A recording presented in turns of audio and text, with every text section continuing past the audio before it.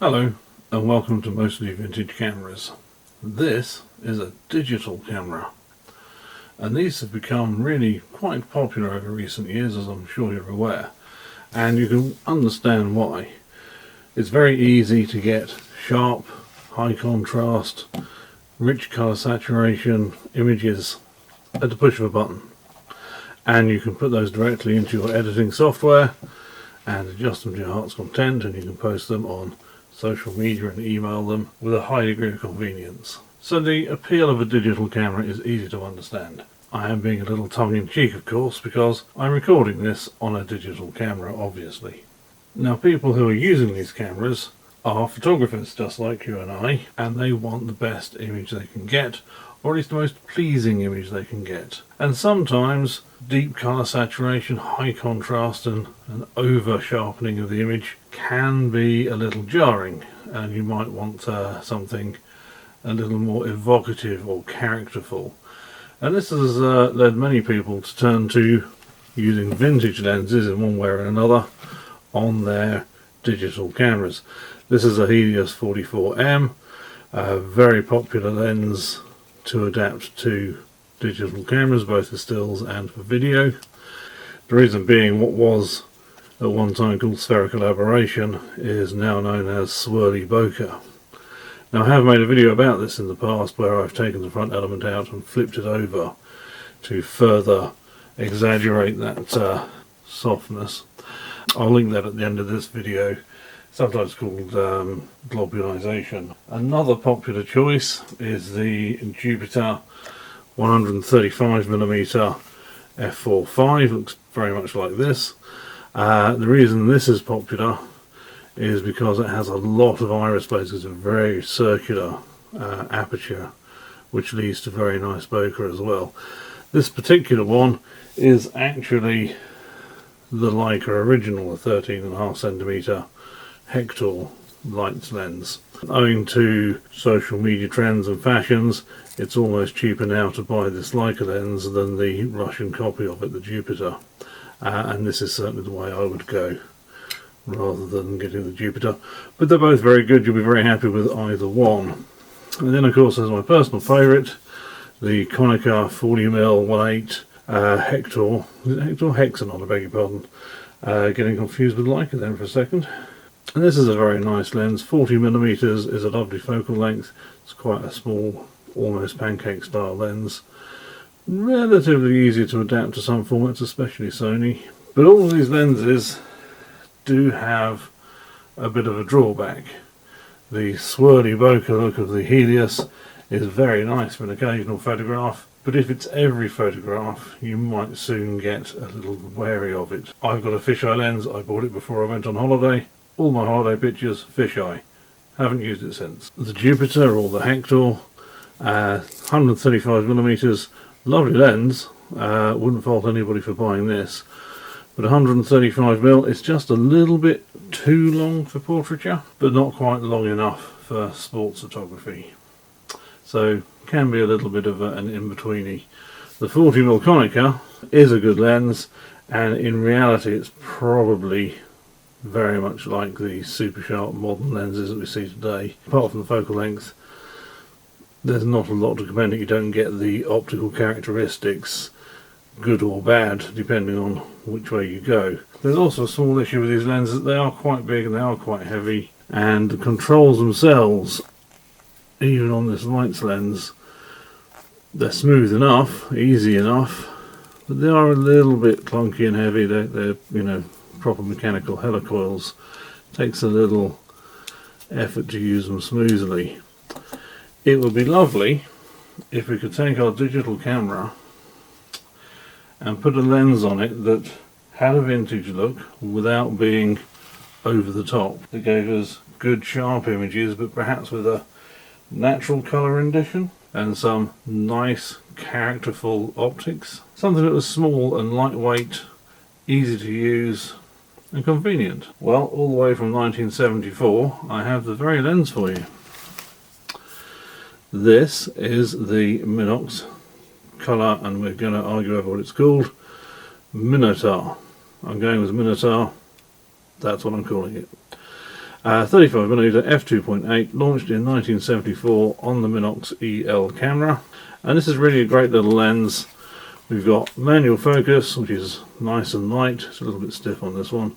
Manual aperture, which is also nice and light. These struts tend to get in the way a little bit. But you've probably noticed a bit of a drawback. Whereas all of these lenses were designed to be detached from their respective camera systems, this lens is very much a part of the camera system. Now, I have featured this lens in a video previously. I think it was in September 2021. I did a little walk around of the analog spotlight area at TPS and other relevant stands, and we met Paul from MS Hobbies, who described harvesting these lenses from cameras that are no longer, well, firstly cameras that are broken and that are no longer possible to repair. And he describes briefly how they're adapted to fit digital cameras. Now, I think possibly in that video it's very much an overview and doesn't give a lot of detail as to exactly how challenging it is.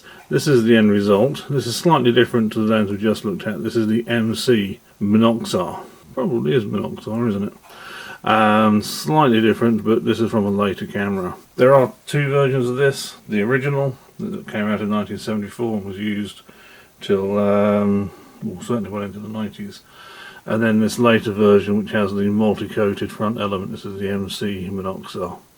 Essentially they're the same lens apart from that multi-coated front element. Now, taking these from the camera, and this isn't unique or specific to this product or MS Hobbies, other people have done this and they've tended to use a 3D printed adapter. But that's only half the battle. There is an issue to overcome. This camera is very thin. This camera is much thicker. The distance, although the film plane is very shallow, the distance from here to here, where the film plane is, essentially the lens flange to the film plane, is different on this camera than on this camera, which is from here to all the way at the back. So there's basically 4 steps or 4 levels of complexity in making this.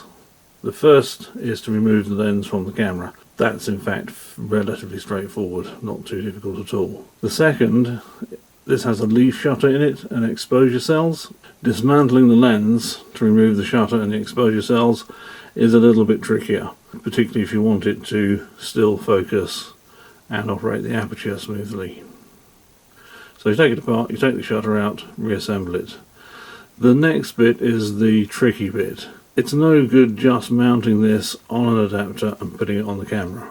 You have to modify the lens, change it physically, so that when this is at infinity focus on the focus scale, we're getting infinity focus on the digital camera film plane. That's the tricky bit that some adapters and some modified versions don't take into account. The last part, the fourth part, is to take our modified lens.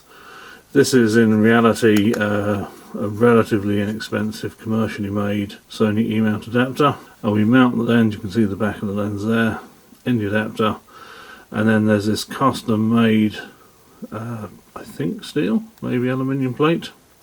So this is a custom made plate which is screwed into place, which gives it a really solid, this is one integrated thing now. This isn't a lens and an adapter, this is a complete lens with a different mount on it. And having done all that, you find the red dot on the adapter. Incidentally, you might see this says C to next. This is quite an old, or this was quite an old adapter when Sony were calling their cameras Next mount, but it's a E-mount adapter. So take the red dot on the adapter, the white dot on the camera, and you can see you can put this on and off, twisting the lens as you would with any other lens. And now it becomes quite fun. We've got this twee little lens on a modern camera. Now, I should explain, this is available for Sony E-mount, both the full frame and the crop sensor, and it's also available for Fuji X-mount, and the Fuji X-mount cameras, as I'm sure you know, are crop sensor only. So what we have now is really the best of both worlds. We have a lens renowned for sharpness, but with a very natural colour rendition, with very nice light controls. I don't know if you've ever used a Rolleiflex 35. I did have one around here somewhere, but I can't seem to see it at the moment. The way you would traditionally use that camera, or indeed a Minox for that matter, is by operating the two controls with your index fingers. And that's really the best way of doing this as well. Now, we can't get program exposure or shutter priority exposure, but this will work in manual or aperture priority. So as we change the aperture, it changes the shutter speed. What I've done with some of my pictures is use this in manual, picked a 60th of a second, picked the aperture depending on the subject as I've been taking them, and had auto ISO, so I still get auto exposure, but I don't need to worry about anything to do it. I can have the shutter speed that avoids camera shake. Also, because I'm using this lens on a digital camera, I can take advantage of in-body image stabilization, or IBIS as it's called, and I've been able to take some pictures handheld with this camera and lens at a 15th of a second. Now on a full frame camera, you can probably see from the back of the adapter, it's quite tightly in there. You see at the corners here, this plate and the original part of the camera are close together, so there is a little bit, actually a reasonably significant amount of vignetting at f2.8, but remember, that's what we want. We want a lens that's going to give our pictures character, that's going to give us a nice sharp image that we can live with every day, that isn't excessively odd focal length or excessively, suffering from spherical aberration or swirly bokeh. So we want a nice lens that's easy to use, that still has some character to it, and that's what this is giving us. Now, I've taken a bunch of pictures with this. Unfortunately, I didn't have a lot of time to take pictures, so they're all kind of ad hoc, where I had a few moments here and there. So some of these pictures I'm going to describe or talk over, and some of them I'll just show as a bit of a slideshow. But this is one of the first pictures I took with the lens on the full frame Sony camera. Now, I did take this at f2.8, so we've got quite a shallow depth of field. It's worth looking at the smoothness of the bokeh in the foreground and the background. Now, because it's in the mid distance, the depth of field is quite significant, so it's not so obvious. But on this next image, we're focusing nearer the camera, so there's less depth of field, and that smooth bokeh is more apparent. Now, this is an amusing little statue. It's not a bull in a china shop, it's a china bull, or a ceramic bull statue. And we can see that we've got nice colour rendition, nice background detail, and if we zoom into 100% crop, we can see the sharpness is certainly there. But look also at the lights in the background, where they've gone out of focus. They are taking the shape of the lens iris. That's perfectly normal, but this has a peculiar four-bladed lens aperture, so the out of focus spherical highlights do take on that slightly unusual look. These are just some, let's say, street scenes, a little push bike, a wicker basket, nice sharpness, nice natural colours. There is some vignetting, because I took this basically at f2.8, but again it's more adding to the composition than detracting from it. Now, talking of vignetting, I photographed this wall, very dull subject, but I photographed it wide open and at, I think, from memory, f5, 6 and f11, and you can see as you stop the lens down you get less vignetting. If you're using this on a crop sensor, either an A6000 series, Sony A5000 series, or a Fuji film camera, the vignetting will be less of an issue, because obviously you're only using the middle of the lens. But that just gives you an indication of where the vignetting lies on this lens. But looking at the lines of the wall, very little in the way of barrel or pincushion distortion, very nice natural muted colours, and very sharp. Now, these were taken in the last week in October, just late in the afternoon as well. It was around about 4:30ish, I think, so the sun's very low in the sky. So lens flare is always going to be an issue with this very challenging lighting. But with this picture of the bush and the berries, I think it's adding a softness to the image. I think it's enhancing the image more than it's detracting from it. Now, with this lens, originally when it was attached to this guy, and it's later versions, you could buy a lens hood. And we'll talk about the two versions of the lens that are available in a moment, and some of the accessories. If you don't have a lens hood, here's another image. This is a bookshop, obviously. That's why it says books on it. We can either have the lens flare, or if you hold your hold your hand above and in front of the lens at the right angle, we can pretty much eliminate that sort of lens flare from a low sun in any event. This is quite a dull picture of a church steeple, but nonetheless it's worth looking at the edge of the steeple where the stonework meets the sky. Very little diffusion, very little flaring at the edges. And if you go right to the top of the tower and look at the corner, at the cross there, it's standing very clearly across. It's not lost any of its shape or definition.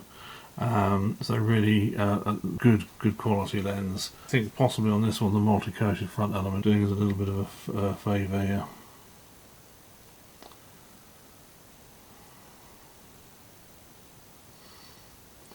These are some more general scenes. Now the lens is a little bit odd looking on the camera, and it is quite small and discreet, and when you're fiddling with the lens manually, people don't tend to pay you much attention. It looks more like a hobby or whatever. It doesn't look like a serious piece of kit, which it is. So great for street photography. On this next image I chose to use a slower shutter speed, and although there is a little bit of camera shake because this was a very slow shutter speed, I'm still getting a reasonably sharp image and a lot of movement from the balloons and the people walking past, and I quite like that. More general photographs. None of these are particularly exciting. As I say, I took quite a lot of these just as I've been walking around. Now this scene of the street with the various posters on, perfectly normal sort of a scene, but let's zoom in, or let's crop in on some of those posters, and as we can see, this is celebrating William Byrd, and we can see all the other markings on this poster. So in terms of resolution, we're certainly not losing anything, but with the lower contrast and more natural colour rendition and a little bit of vignetting, we're probably gaining quite a lot. Now I did pop out after dark. Here it is, and take a few little bit closer photographs of context. Primarily some of the Christmas decorations. And again, we've got in-body image stabilisation because we're using a digital camera, which helps a lot. These are all handheld. This one was quite amusing. The floor lamp and the two windows looked very much like a face that was winking at me when I saw this, and I thought I've got to take a picture of that. That's quite evocative. And then I came across the local church. From this angle, I thought this looked a bit spooky. Here it is, a little bit closer to give it more context, and here we are a bit closer again. But look carefully at the floodlight on the right hand side, and you can see we've got a very nice starburst pattern coming from that. Again, that four-pointed aperture blade giving us a little bit of a kick to the image that we might not necessarily have. Anyway, those are about 40 photographs there, so I'm sure you're probably fed up of seeing lackluster photographs. So as you can probably tell, I'm rather fond of this. The only real downside is the vignetting, and if I'm being honest, on a full frame camera at the very corner there is a little bit of softness. It's super sharp in the middle, it's very sharp at the edges in actual fact. It's just when you get right up away from the middle and into the corner, the very edge is a little bit shut soft. I don't imagine you notice that in any of the pictures, because very rarely is that where your subject is. In terms of price and availability, that's where things get a little trickier. So as I say, there's two versions of the lens, and it's available for two camera systems. So the standard version, the original colour Minotaur, that's £129 in its Sony mount. The MC Minotaur, the later one, this was in production for a much shorter period of time. It was on fewer cameras, and those cameras are a lot newer than things like this EL. For that reason, the MC Minotaurs are much more scarce, and they're £200 Fuji mount when available. Now I happen to have borrowed this from MS Hobbies. This isn't sponsored, I don't get anything for this, I'm not being paid to make this video. I just like the guy at MS Hobbies and I like the product, and as you probably tell from other videos on my channel, quite like Minox as well, which is what they specialise in. But I happened to bump into him, and I said to him, "Oh, could I borrow one of those lenses? I'd like to make a video about it." And he said, "Yeah, sure, take this one." And that's the one he happened to have on him. If I was buying one with my own money, I would probably buy the standard one. Or with the money I saved, I would buy one of the hoods. And there's also some push-on filters available for these lenses. So I'd buy the standard lens, the push-on hood, and the push-on filters. Money no object, obviously I'd buy the MC version with the accessories as well. In either event, well worth having. But this Minox lens, because it is so small and the controls are so light, it's just a lot of fun to use. Well, I think so at any rate. And I'll certainly be buying one. I'm hoping that an L-mount version will come out in the future, but we can all hope for things, can't we? Anyway, I hope this video has been of use or helped somebody, and thank you for watching. I do appreciate it.